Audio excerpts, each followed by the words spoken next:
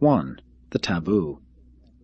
Observance of a taboo was man's effort to dodge ill luck, to keep from offending the spirit ghosts by the avoidance of something. The taboos were at first non-religious, but they early acquired ghost or spirit sanction, and when thus reinforced, they became lawmakers and institution builders. The taboo is the source of ceremonial standards and the ancestor of primitive self-control. It was the earliest form of societal regulation, and for a long time the only one. It is still a basic unit of the social regulative structure. The respect which these prohibitions commanded in the mind of the savage exactly equaled his fear of the powers who were supposed to enforce them. Taboos first arose because of chance experience with ill luck.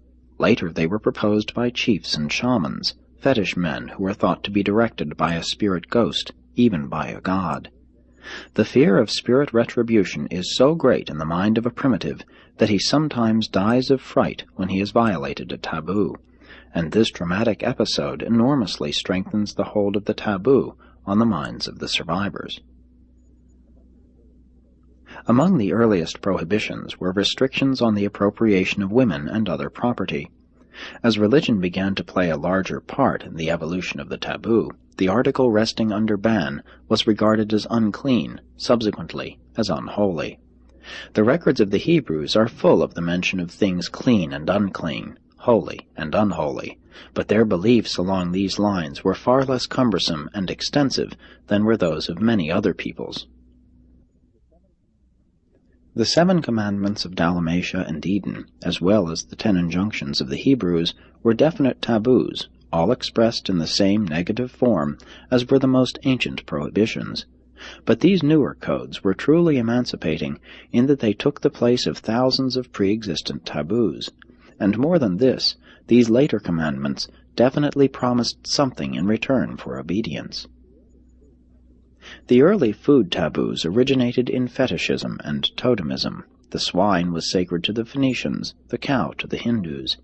The Egyptian taboo on pork has been perpetuated by the Hebraic and Islamic faiths.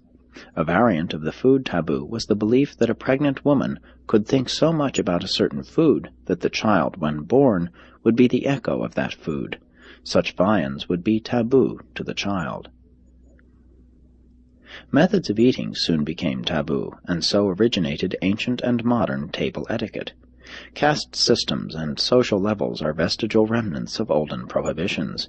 The taboos were highly effective in organizing society, but they were terribly burdensome. The negative ban system not only maintained useful and constructive regulations, but also obsolete, outworn, and useless taboos. There would, however, be no civilized society to sit in criticism upon primitive man, except for these far-flung and multifarious taboos, and the taboo would never have endured but for the upholding sanctions of primitive religion.